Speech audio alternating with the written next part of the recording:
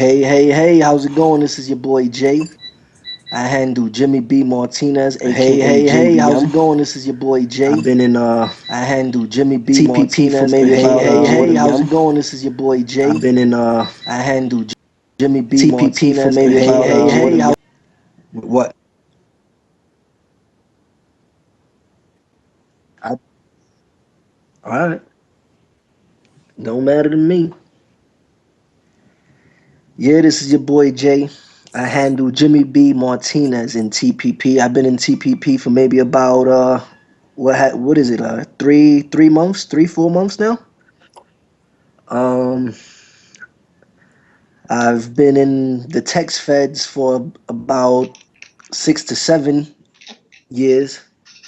I'm currently under contract with Jolt Wrestling. Yeah, that's about it.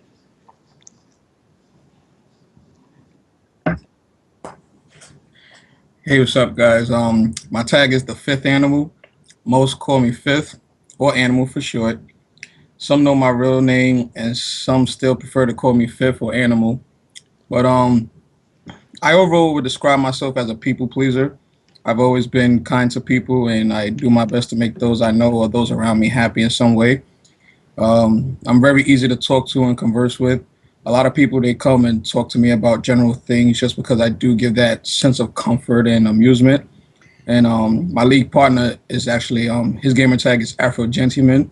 He's a lot like me in that sense as well, and which ultimately it gives sorry, which ultimately gives people that motivation they want and that comfort they need to be a part of something like power wrestling. That's the name of my league, Power Wrestling. It stands for Professional Online Wrestling Entertainment Revolution. We try our best to run our league in a professional state where we can keep things organized while at the same time befriend our members so they feel like our friends as well as the members or employees they feel in our league. Not saying that our members aren't our friends, but it's important to be liked, and it's important to make people feel comfortable around you. And I, as well as my friend Afro, we're very liked by most, if not all, of our members. Okay. Anything else, or? Um, it's pretty much it. I mean, I've been into leaguing for a while. I'm 23. I've been leaguing since I was about 15. And the reason I have power wrestling now is because I've had multiple experiences with different leagues and different games, which includes the NBAs, MLBs, the wrestlings, even the first-person shooter leagues. I've been in and out of leagues, and just through all my experience, I finally wanted to just settle down with one league and put a lot of time and focus into it. I'm currently in school for graphic design, multimedia, and web design as well, and just because I have the equipment now and I'm putting it to use towards something which would be wrestling. I like to write. I write a lot. I'm a very strong writer. I've been told by that by many teachers and professors, and I put that to great use when it comes to the league. And a lot of times, regardless of what happens in the game and the gameplay, there's just very little drama, and people they genuinely love our stories and our creations. The shows just always come out great. And whether it's a surprise, sometimes people get spoilers and we still find ways to surprise people. That's just something me and my partner love to do. We love to create and love to write, and that's what we're all about. Well, that's one heck of a good intro. And Thank you. and Phoenix, you want to tell us a little bit about yourself? Well, I don't know if I can follow up on that, but I am the Phoenix from the WWE 2K forums. That's pretty much the place you're going to find me. What can I tell you? I am a bird. I burn out every 500 years and I get reborn. My occupation is being better than unicorns, and you all know it.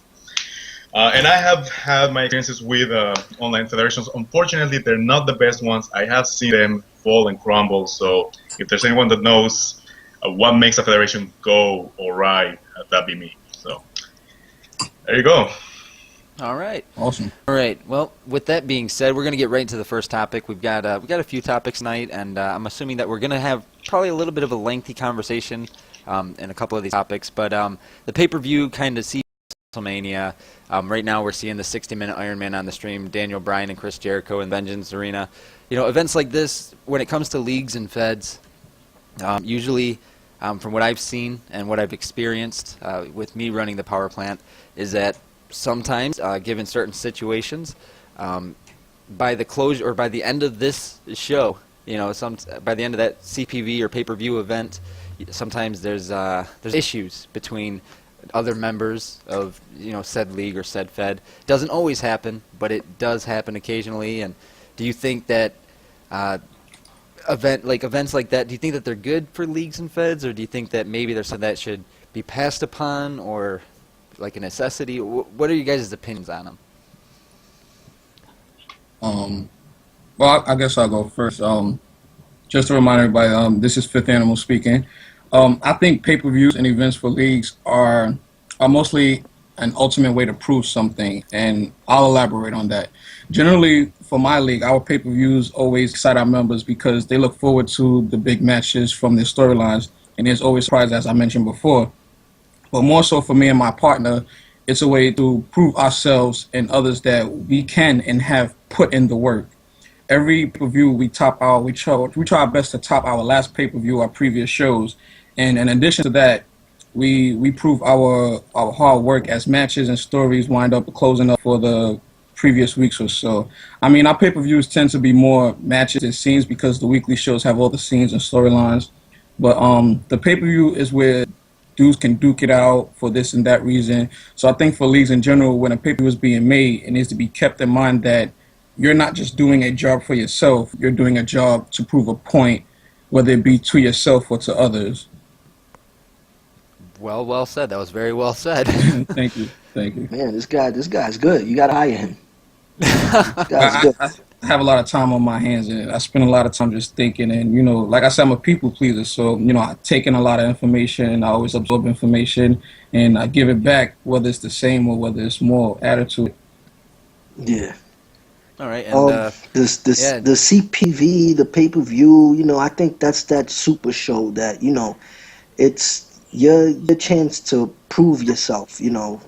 Show that you're a good simmer. Show the skills that you have. So I think the pay-per-views is a must-have.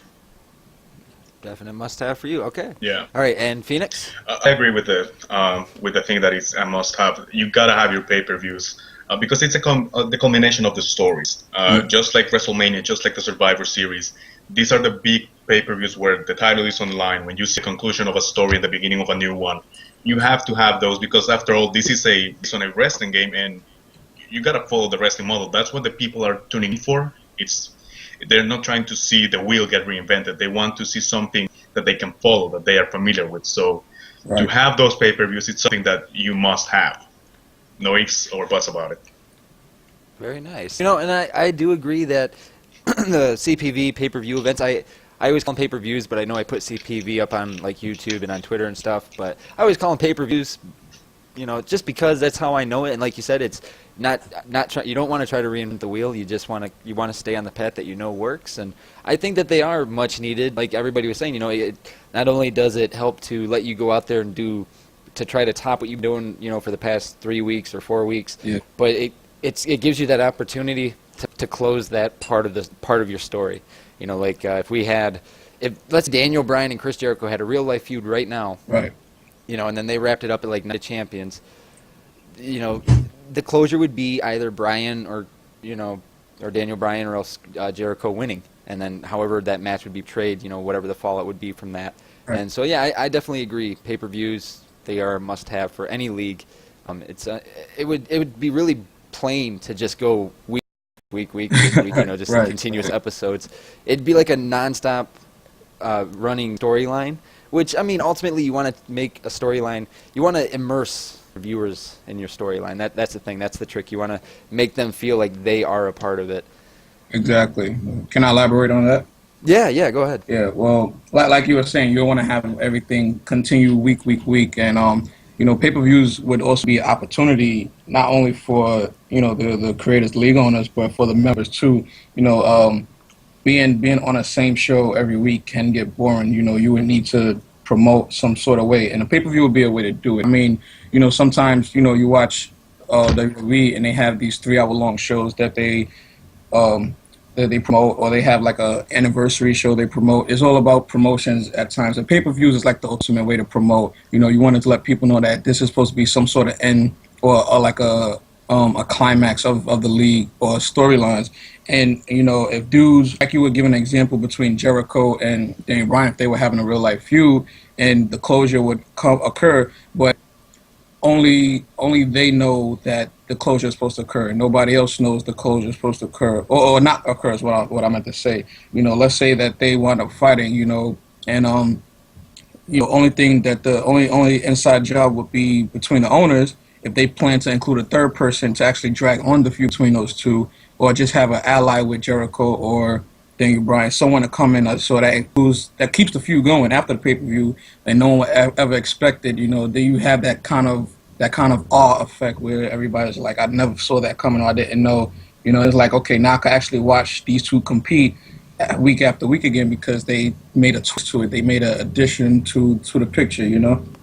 Yeah, exactly, and you know, that was something I forgot to mention. I'm glad you actually brought that up. But the pay-per-view events, it allows you to re-branch out a storyline. Right. If you had a storyline that was dying, it's your chance to revamp it if you were to do it the right way.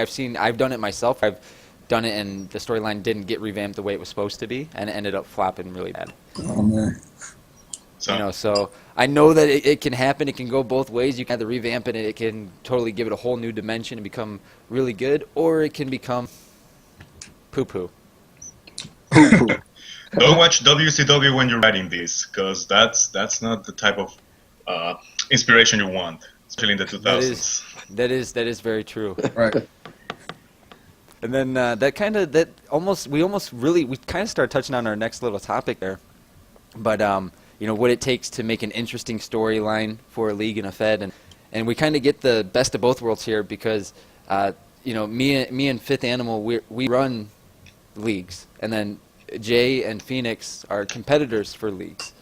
So you're gonna kind of get like the retro, you're gonna get the superstar kind of, or the wrestler aspect, and then you're gonna get the fed head league guy, you know, aspect too. So does anybody want to start that off? You know, like I guess we should start with one of the wrestlers first. So which one do you want to start this? The question would be, what do you think, in your opinion, help to make a storyline interesting? You know, what are some things that to you would make a storyline interesting if you were to partake in it? That I would have to say it goes on who you working with, and if you guys agree on the storyline. That's what I would Okay. That's what I would answer to that. Yeah, And you, Phoenix? I think. Sorry, I think history is a big piece on that. Also, the characters. I think that if you have an interesting character to fight with another interesting character, that's gonna make the story. If you have cookie cutter wrestler A and cookie cutter wrestler B, nobody's gonna want to watch that. You can have the best matches around, but if there's not interesting characters in an interesting story, you're wasting your time. Yep. I agree. I do agree with that. And Gotta have good chemistry with your partner. Right. It's needed. all right, and then did you want me to go first, Animal, or do you want to go first? Or Whichever is fine. You feel comfortable going first, or you want me to? I'll go. okay. Well, when it comes to storylines, like I mentioned earlier, I like to write. I spend a lot of time writing, and when it comes to my league, when I'm not even home, I'm traveling. You know, I do my work. I type on the iPad. You know, I like to write.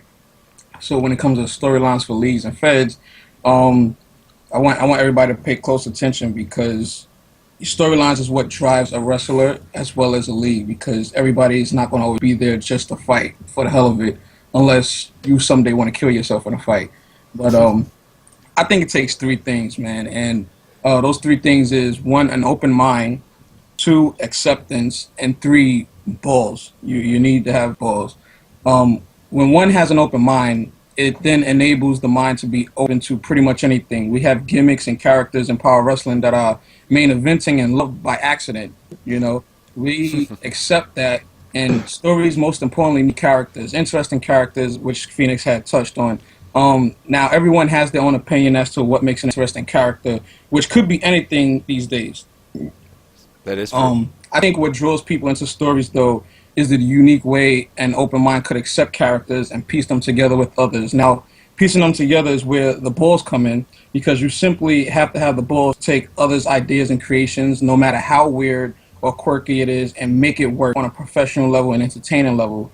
For the most part, that's what power wrestling is about. That's what we do. It's a challenge for us and a surprise to our members. An example I could give is two storylines going on in my league now, which took a lot of balls to put through, a lot of acceptance, and definitely open mind. So wide you could fit a buffet in there. You just have to have an open mind. But the two example storylines involve superstars such as Black Falcon and Twisted Mike. Black Falcon, he's one of my superstars, and Twisted Mike is owned by a member of Brocky Balboa 12. But we have a stable called BWO, and that stands for Black World Order, which is originally formed by their leader, Black Falcon. And the stable gimmick is based off Black Falcon. And Black Falcon is a special, unique character because he represents something people ignore daily, and a superstar you probably will never see in wrestling organization. But he's simply he's a black supremacist. He feels he's the only black superhero that will never be forgotten. He hates all white people, and those who are black, he deems them as white still because they are corrupted by the white man, and he says they have slave names. So every BWO member has an African name once they go through transformation. And within the same range of uniqueness, we have the weird and quirky Twisted Mike. And his gimmick is he's a man who thinks he's a woman. So he's a super heavyweight. He's pretty big. So he wears the makeup, the whole 9 yards, performs like a woman too. And he formed an evil stable called the Four Horsemen with one of the general managers and became a Horseman of Pestilence. So now everyone loves the characters, but can feel disgusted towards his superstar as a heel. And it takes an open mind to actually create storylines surrounding these gimmicks and superstars. It takes acceptance to allow these superstars to be involved effectively and put to good use for their fullest potential. And it takes balls to make these storylines come together and allow people to see why maybe it's not a bad idea to see a superstar who isn't normal or who isn't all about going for titles and being the best in the world. Because we created these characters by accident, just as a comical sense. They were supposed to be jobbers to be, make the show entertaining and funny, but these actually turn out to be main eventers, and, people love them. Then you have the people who love to hate them. So it's just one of those things. And I honestly, I couldn't have said it any better myself, to be honest, because, that's the way it is. We've got, I think every league that's, doing a show has jobber characters. They've got that enhancement talent. Right. Even the power plant has those. We've got Damian Wallace. He's this dancing black guy that's stuck in the disco, and we joke and we say that, oh yeah, this guy's never going to win a match, but you never know. Sometime down the road, because people tend to like these awkward characters. Yes. It's not always about being the best at what you do. If you have something even remotely entertaining for one person, it catches on. It catches on like wildfire. Yeah, it sure does. And like you said, you got to have an open mind. I've worked with people that had very open minds, but I didn't see it at the time, and I've worked with people that were very narrow-minded, and they wanted it to be very cut and dry, how things were to progress. And unfortunately, those were kind of dark times when I was, running the power plant and stuff, when I was kind of letting those people say, no, we should do it like this. It should be cut and dry, And when you have that variety of, this weird dancing character, and then you've got maybe, I'm not saying like a clown type character, but if you got a character that doesn't fit the normal mold of, the wrestling trunks, the wristbands, and the elbow pads. If he's wearing, like you said, a man that's wearing women's clothes, super heavyweight kind of guy, to me, that is funny. Yeah, it's pretty hilarious. And you wouldn't expect him to be, like you said, you wouldn't expect him to be a main event character. But he turns out to be, because he gets over. That's the thing. In the internet world, it's harder for, I think, in real life for people to get over like that, outside of the video game stuff. Yeah. But it's a lot easier in a game to do that, because we can book them however we need to book them. So if they end up doing really good, even though they have this total, way out there attire or gimmick, we can still book them accordingly. We can all of a sudden they start getting booked better because people start liking them, and it's just kind of the way it is. We have some jobber characters that people actually think shouldn't be jobber characters, and one of those people is Lance Owens. He's a jobber character, but nobody looks at him like a jobber, but the guy's never won a match. That's the man with the steel chin. That's right, the man with the steel chin, but that guy, look, he's got such a basic look to him, but if we were to try to take him in a serious direction, I think that he would work. I really do. I think people would really like him, and it remains to be seen. I don't want to spoil anything. I'm not saying that we're gonna give Lance Owen some kind of push or anything. I'm not implying that. So Yeah. Well, definitely. I mean, I think every league has those as far as like the ones that actually cater to pushing a character or just promoting them more. I mean, we have a character that just everyone loves because outside of the game he's a hard worker and his promo skills are actually amazing, but he doesn't mind losing, and he's actually like one of our jobbers, and his character tag is Dr. Knockers 38, I believe, and just the way he performs in the ring and the way he gives us his promos and everything. He just does everything so well that everybody respect him to the point where he'll take a loss and he'll make the best out of it, and he'll push his gimmicks, he'll push people over. And this is a guy that came in halfway through our league, and we had our league since the beginning of this year, January. He came in halfway, and he's just been sort of a vet. He knows how leagues work. He knows how to do promo skills. He knows how to intertwine with different characters. And like I said, it goes back to having an open mind. And I think when people allow themselves to have an open mind, it should just be open everywhere. Outside of the league stuff, you should just have an open mind everywhere. I mean, someone come to you and tell you they want to do this and have a superstar do this. Yes, you can open your mind and listen, but more so have an open mind when you go to the gas station. While standing there filling up your tank, take a second, look around and look for inspiration. Open up your mind to the world that's been placed around you. There's unlimited creativity everywhere. When you out on a date, a woman is being that amazing woman that you've been looking for, or if they're being a complete whole ass to where you can't even call them asshole, and you make it into a storyline or a superstar. Creativity is unlimited, and one thing I do for my league and plan to convert to video is explain to people that creations come from different aspects of life, whether it be a personality, an extension of experience, a belief, a mockery, anything, almost anything. Gimmicks and creations come from almost anything. You just got to have the open mind to get the revelation, the acceptance to allow the potential to grow, and the balls to be able to execute it. Oh yeah. And I agree with that. Because creativity comes from everywhere. Yeah. I mean, there's so many. Like there's real, and people don't even realize it. But some people, they have an open mind, and they think that they don't, or they think they do and they don't. It's kind of like a two-way street there. But they don't realize it. But a lot of the Fed bookers I've noticed, especially the video Fed guys, they interject real life things, and they don't even realize that they're interjecting them. I do it a lot. Like there's like every character I've ever made is based off of somebody I know in real life. Other than my diehard character, because that's just based off an older version of me. That's all. That's all he is. He's just me, like 20 years from now. Exactly. But yeah. Like everybody else, the Lance Owens character, he's based off of a guy I knew, and then like my Demetrius Wallace character, which was this big black guy. I went to school with a kid named Demetrius Wallace when I was younger, and he ended up being like 6'8" by the time he was in high school. So the kid was a gifted athlete, and he was a big guy. So I was like, you know what? I was like, I'll make him be like a kind of funny kind of guy. And that's just kind of how I did it. And the Jerry Graham character, that's based off of my wife's uncle, because his name is Jerry and his last name's different. But that's all that was. I mean, it's just, I base so many things in the power plant off of real life, instances. I just put completely turn everything into the real life situation, because of course it is a video game, and you don't want to give too much stuff about my life, because got to keep that internet anonymity.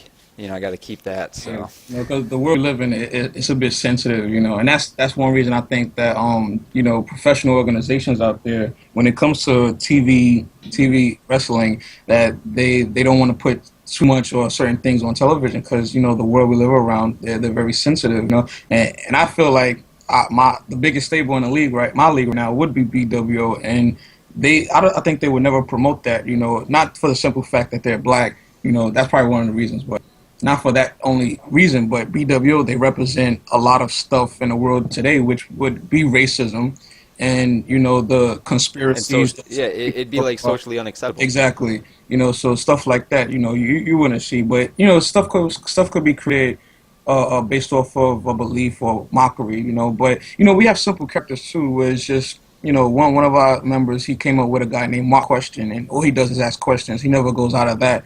But just backwards question mark. He changed it around, and it's a guy's name. It could be anything like that. Simple. Well, and that's the thing. I mean, there's like you said, creativity comes from so many aspects, and once people grasp, the fact that they can come up with new storyline ideas, possibly new characters, like you said, just like when you're going to, put gas in your car, just look around you. You'd be surprised. I mean, I thought about naming a character Kia, named after my car, but then I was like, yeah, no. You definitely could do that. I know, I was going to, but I was like, yeah, I better not do that. That'd have been like a female character. Well, that's what I'm saying. I was like, if we ever did a Divas division, Kia right there. Yeah. I'm calling it right now. Right. Kia will come to the power plant if we ever did a Divas division. So. Hey, that's a Japanese name, and in A doesn't mean that it's a chick.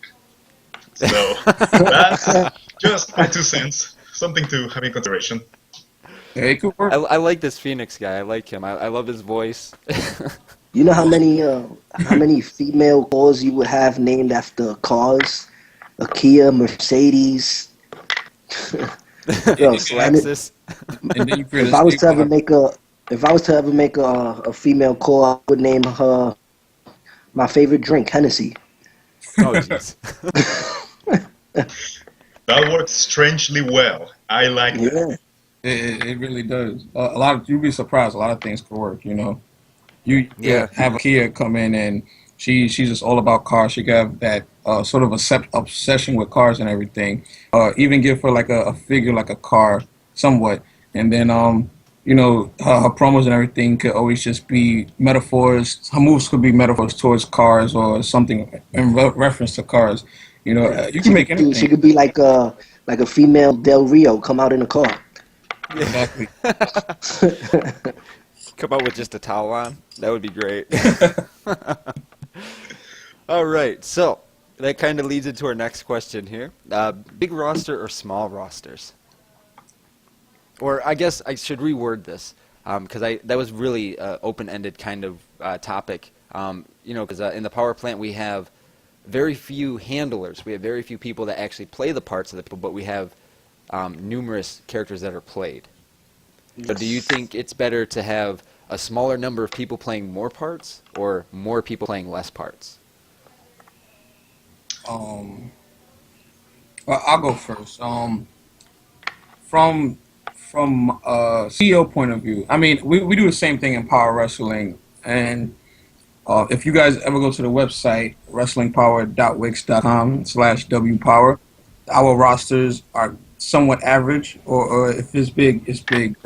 The members aren't that much. It's about somewhere between 20 and 30, or somewhere around 20. But, we allow people to have more than one character. But from a CEO point of view, I have to say a small roster. And, but from the members and fans point of view, most definitely a big roster, because people like what they see and they're going to want more and more, which means more superstars, more storylines and shows. I know the bigger the roster, the more work it is, though, for league owners. So I would suggest if you plan to be a small league, you stay small. Power wrestling, I could say, has an average size. You'll see our roster size if you check it out, but it's average and consistently grow because we allow our members to have a maximum of 4 characters. And it's a lot to follow and keep up with. But my partner and I, we are only 2 people. The more members and more superstars you have does in fact mean more work to do. People want to see their creations come to life, whether it's 1, 2, 3, or 4 superstars. That's what we do. We bring these ideas and creations to life. No matter how big the roster is, we still do what we do because we love doing it. But in reality, yes, it's basically a handful. When there's only 2 people working with a big roster, I would suggest, a team. I would suggest teamwork, a staff, not just people who want to be staff and volunteer to help out. Because trust me, I won't name names, but we recently had a guy who's like, you actually don't play sim, and that's not. I run a school for sim. You can do this, and I'll teach you. Yeah, but I'm like, it's a game, and we're just trying to put on a show. But You want people who come and go. There's people who come and go, but you want a team on staff who respect you and respect what you do. People like that feed off of you and grow for themselves in a league. When we first and we wanted a team, and people are really closed-minded, ignorant, they're lazy. So a team of 5 that started out turned to a team of 2. Now though we have a staff to that recruit, right, and play with new guys, they ensure the league gets the best potential. So I'm sorry if I go off topic a bit, but Oh, no, that's fine. That's fine. I do want to give a special thanks to our staff out there, Inga Mater and Zeno699. Those two, they respect what me and my partner Afro, what we do to the fullest, and the amount of help and time that they give, it means a lot to us. Even more so the AA clan out there. A special thanks to AA King D and AA Blackout. Those guys, they impress me a lot because they're young. Like I said, I'm 23. These guys, they're still in their young teens. But the more time that they spend in power wrestling, they grow with us. And I was telling them earlier today that, they feed off of me and my partner, basically, and how we work. For example, AA King D, he's still a young kid, but after about 2 months in the league, his creativity, it started to open up more and shoot to the roof. And it's just because he's around us and he talks to us and see what we do, respect us. That kind of stuff adds on. And it basically piles up, and basically by him following us, it helps him grow as well as the league. And even for AA Blackout, he's becoming more professional with his recruiting. He brings a lot to the table lately when it comes to increasing our roster size. But back to roster size though, when it comes to big rosters and small rosters, you really want to have your members be able to jump in the line and be able to do what you do, because eventually that roster does get big if people like your league. And as long as you keep your league going, it adds more work to you. If your members feed off of you and begin to do what you do, though, it takes a lot, and I mean a lot of work off your plate. Oh yeah. And I'm actually gonna go second on this one because I want to hear the wrestlers ones last. But I agree. Like if you're gonna have an average sized roster, I mean, like with the power plant, we've got. Currently we have, I think, 10 people that handle all the characters, and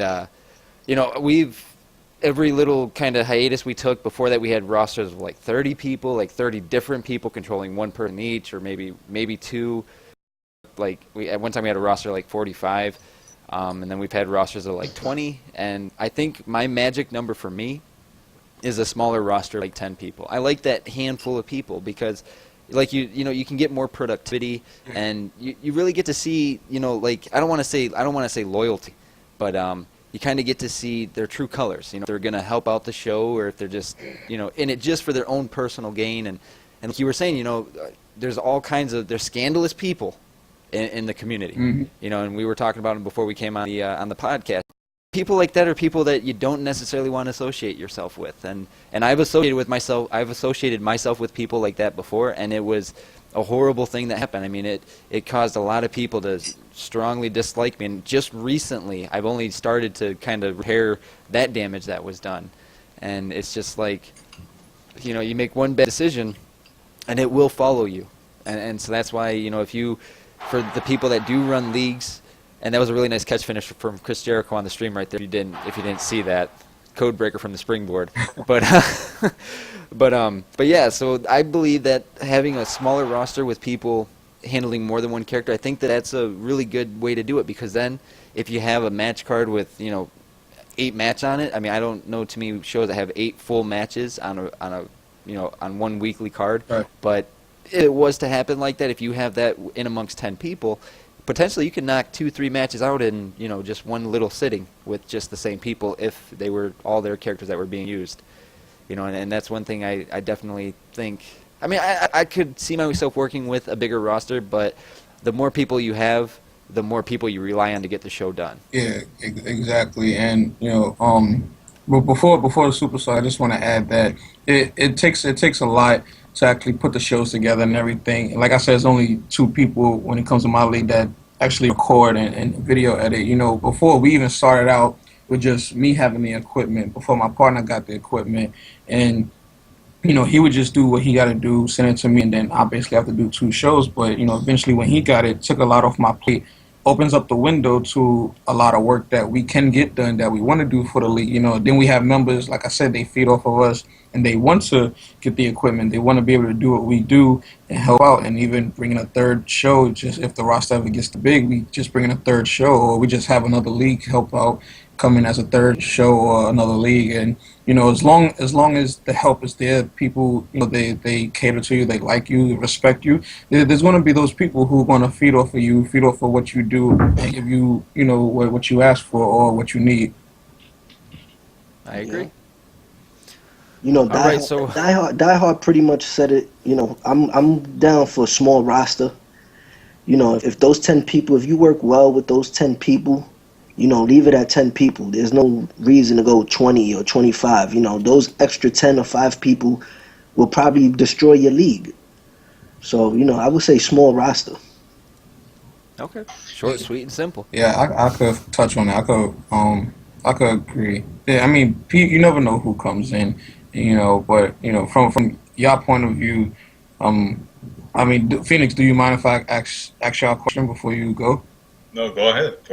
From a superstars or a member's point of view, do y'all ever feel threatened by new members that come in as if like they're gonna take over your spot or push you down? Not like more so to sabotage the league, but as far as like from a wrestling standpoint of view, some guys come in and they're liked more, and they're just basically favored more and kind of push you down. It would. From a superstar's point of view or members, do you ever feel like that when it comes to leagues and video gaming? Oh. I guess you could say that. I mean, it depends if somebody comes in and, you have more time working with the promotion and this new guy comes in and he just gets thrust into a spotlight fairly quickly without doing much. It does feel a bit sour because you have put so much work into it, and in comes somebody new and boom, go to the main event. That's kind of unfair. But sometimes a superstar just clicks, and you can't help that. And if the people want to watch a certain superstar, you're doing this for the people. You're doing this for your audience, so you have to listen to them. But from a superstar point of view, it does hurt, but I understand why it happens. Understandable, yeah. Do you feel the same way, Jay? I mean... Nah, TPP got a small roster. Everybody works well with everybody, So I don't know. I say small roster, and I'm gonna stay at that. Okay. Stay at that. All right. So a big thing, and this actually didn't get really big with leagues, I don't think, until I think near the end of like. If we're talking only like the WWE games leagues, I think it started kind of getting big around the end of SmackDown vs. Raw 2010, like when we transitioned into 2011. I started seeing more leagues do this, but voice acting. Other than, of course, the commentary, because being a commentator is tough, but when you're doing a promo, like when Jimmy B. Martinez is recording his promos, if you guys could only hear some of the stuff that he said before we actually get the promo done. But, it's like little things like that. I mean, do you think that, I guess, here's the way I'm going to direct this part at Animal, and then I'm going to direct the second part of it at the wrestlers. Now, Animal, when let's say you have this wrestler, he's got a beautiful, his gimmick is beautiful, his attire is perfect, he'd be perfect for something, but his mic skills just are horrid. Would you go out and put him in a voiceover promo, or would you try to work with them, or what would you do to try to, I guess, get him up to par with his voiceover skills? I mean, because sometimes the most unique-looking people have some of the worst mic skills in the world. So, but when we talk about mic skills, we're referring to the voice acting, right? Their voice acting, like the delivery of their promo, like how much emotion they put into it, or how much emotion they don't put into it.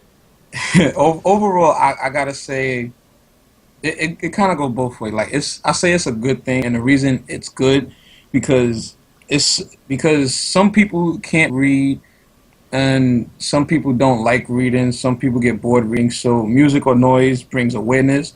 And watching some frontline and TPP videos myself, I realized power wrestling should do so as well.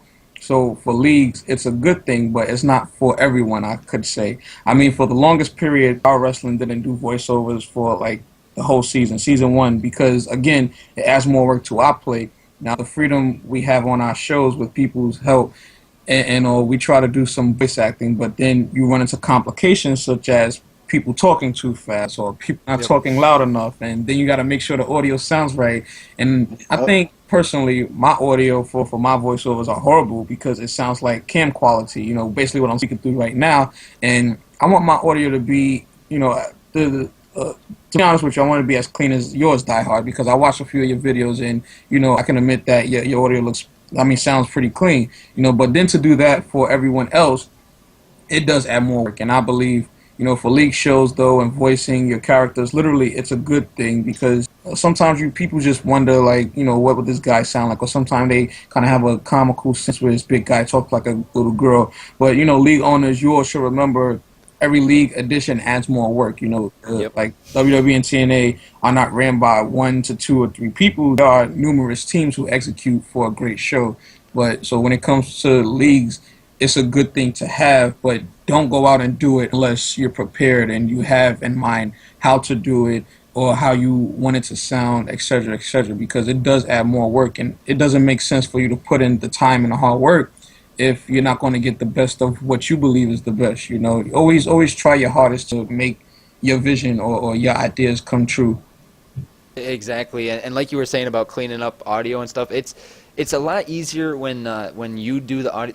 Like when I do my voiceover, it's easy for me to clean mine up, you know, because I have, you know, I've got my mixer set up and I've got everything set up, so I can clean up mine on the fly. You know, like I can do test runs. But like when I'm recording somebody else's voiceover, and it's happened before, I'll try to clean up an audio track and it'll cut out at the end, and then I'll lose like the last, you know, 1 second of their promo, and I'm like, oh my goodness, you know, and at that point I'm already integrating stuff into the show, you know, and I see that that's happened. I think, yeah, it's happened to us twice with Jimmy B. Martinez, and he had these amazing promos, and I had these perfect audio cuts. It sounded like he was standing right next to me when I did it, but then as soon as it goes into the video, we lose that last second. I'm like, what's going on there? You know, and even if you try re-rendering, you know, and like Animal was saying, you know, the more stuff you do, the more work it's going to add, which leads me into my second part of the question here for the wrestlers.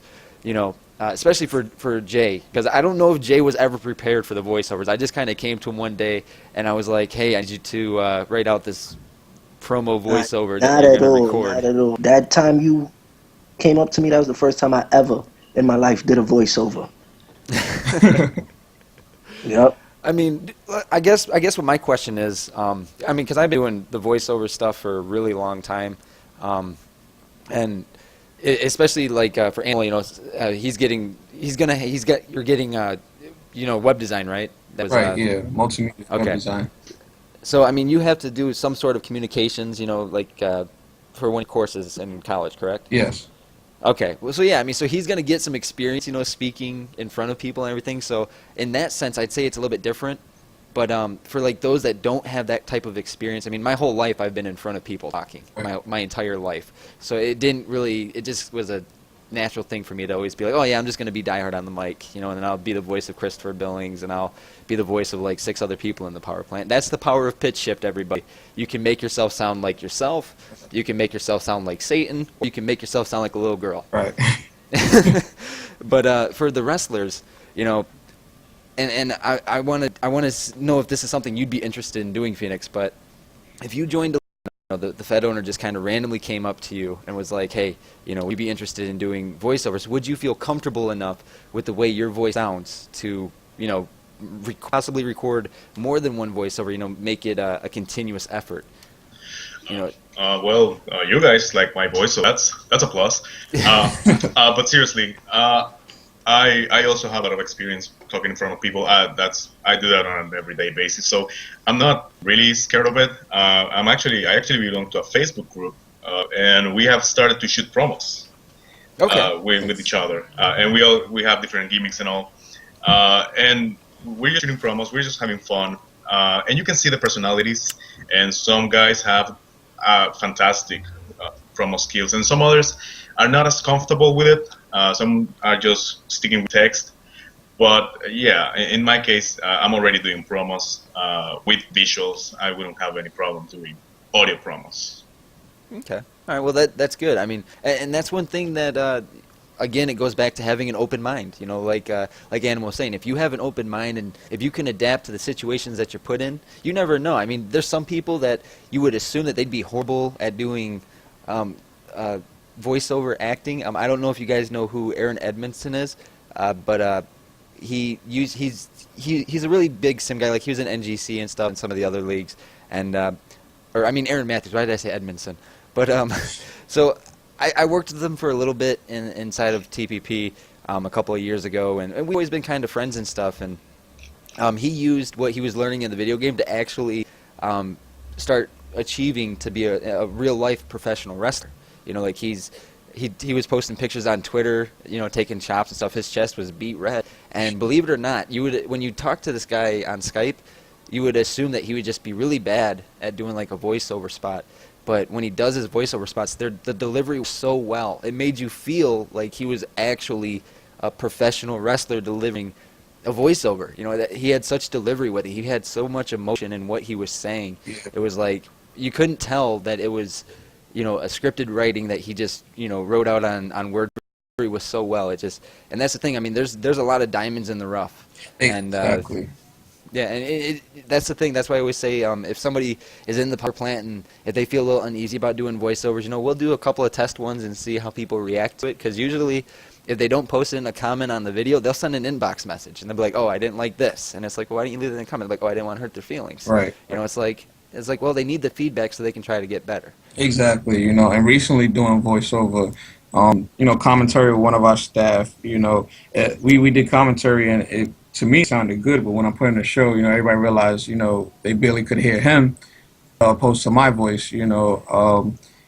So he's like, next time, you know, let's do it at a certain time, so he's more alert, such and such. And another member, you know, he kind of like zoomed kind of fast through his voiceovers, so I would have to edit the audio to fit the text that comes up and stuff like that. But you know, these are members. These are members of superstars already established on our weekly shows, and they're, you know, this is like their first time or just getting into the whole voiceover thing. But you know, we recently had a member who joined, and he's on our rookie show, which is the high voltage show. Everybody get voted off depending on how good they do. And this guy, I think his gamer tag is Suzuki 12765, I believe. Let me look. Yeah, 12765. And he came in real passionate. His character's name is Frost Demon. And he was the only one out of that rookie show, because I tell everybody, me and my partner, we don't touch it. Every promo scene is y'all's. Impress us, we vote. He was the only one who gave a voiceover promo.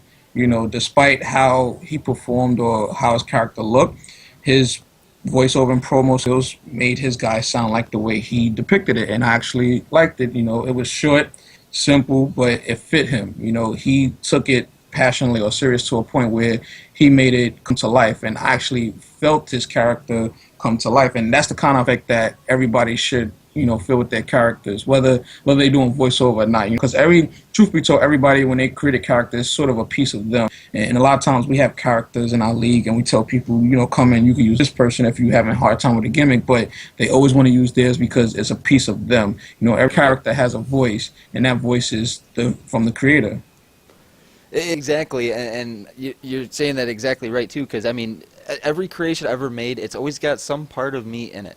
You know, it's like there's something about it that it's always going to be tied to me no matter what, you know, and it doesn't matter if it changes hands through like 3 different people maybe controlling that one character. It's like at the beginning I was like, you know, I know that this character, even if I originally made that character just to be an enhancement guy, like Damian Wallace, you know, I was like, he's just going to be a jobber character. But even when we do the little jobber matches with him, I was like, you know, although he's a very basic looking dancing guy, I was like, I really like him. Yeah. You know, and part of me wants to push him. You know, I just want to do it just to do it, but I'm like, no, I better not, because, you know, right now isn't the time. But you know, and one thing I've realized when I do, you know, my voiceover segments, I know Jimmy B. Martinez, he pre-writes his, and everybody else in TPP pre-writes their promos so that they don't, you know, mess up when they're saying stuff. Yeah. I mean, for me, because, you know, I do all the editing myself, so I do it on my computer. I can always just go back and re-record mine if I need to, yeah. But I usually just do it right off the handle. For some odd reason, it helps me have a much better delivery, and I just get myself in a zone where I'm like, you know what, this is how this has to be delivered, and I feel that the best work I ever do with my voiceovers is when I'm doing it with somebody else. Like if I'm having a back and forth, like a couple of years ago, buddy of mine, he went by the name Styles. I mean, we're kind of buddies now, but when me and him did our back and forth voiceovers with each other, it was probably some of the best voiceover work I've ever done, because it was like, it sounded like there was real anger in my voice, and I wasn't really angry at him. I was just able to connect with my character on a different level, and I was like, oh, I'm angry at this character because he's derailing my plans. So the promo delivery was just, it was so good in that sense, and I wish that everybody that did voiceovers had that kind of delivery, and maybe someday everybody I'm down to do something like that. So, like back and forth, a voiceover. Oh, they're fun. They're fun. Yeah, I'm down to do something like that. That would be cool.